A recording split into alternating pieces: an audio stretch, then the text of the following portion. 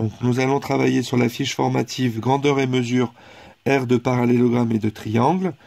Donc nous allons prendre l'exercice 4.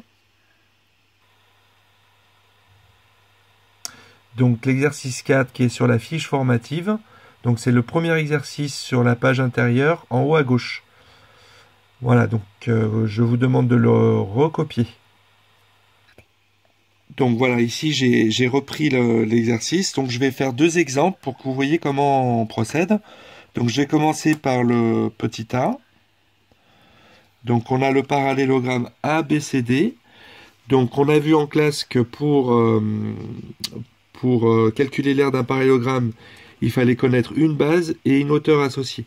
Donc ici je vais prendre la base AD puisqu'elle est facile à mesurer. Donc je sais que ici j'ai 1 cm, 2 cm, 3 cm.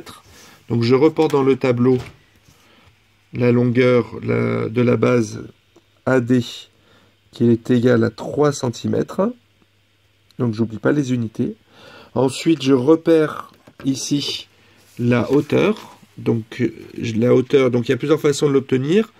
Une première façon c'est de partir de ce sommet ici, du point C, et de tracer la perpendiculaire.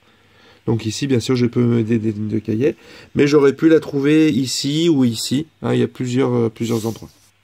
Donc je reporte sur le tableau la longueur de la hauteur, donc ça fait 1 cm. Donc, alors je vais lui donner un nom, je l'appellerai H1. Donc CH1 est égal à 1 cm. Donc je peux calculer l'aire. L'aire c'est la base fois la hauteur. Donc j'écris AD fois CH1 égale 3 cm fois 1 cm. Et c'est égal à 3 cm carrés. Voilà. Donc je vais montrer un deuxième exemple. Donc avec le parallélogramme B. Donc la base ici, on a plutôt intérêt à la prendre en verticale. Elle est plus facile à mesurer. Donc faire attention que la diagonale, elle n'est pas facile à calculer. Donc vous le verrez en quatrième. On utilise ce qu'on appelle le théorème de Pythagore. Mais donc ici, c'est pas nécessaire. Donc on mesure, j'ai 1 cm, 2 cm. Donc la base FE est égale à 2 cm. Et ensuite... Et donc ensuite... Quoi? Donc ici, on va chercher la hauteur. Donc la base, elle est ici. Donc la hauteur, il faut la chercher de cette manière-là. D'accord? C'est une ligne qui est parallèle à ce qui est des lignes du cahier, enfin de la feuille.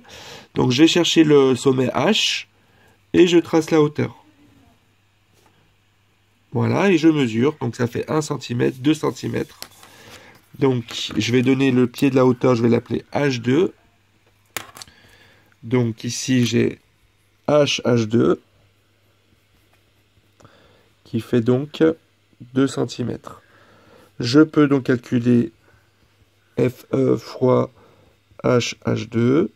C'est 2 cm fois 2 cm. Et ça fait donc 4 cm carrés. Voilà. Donc bon courage les élèves.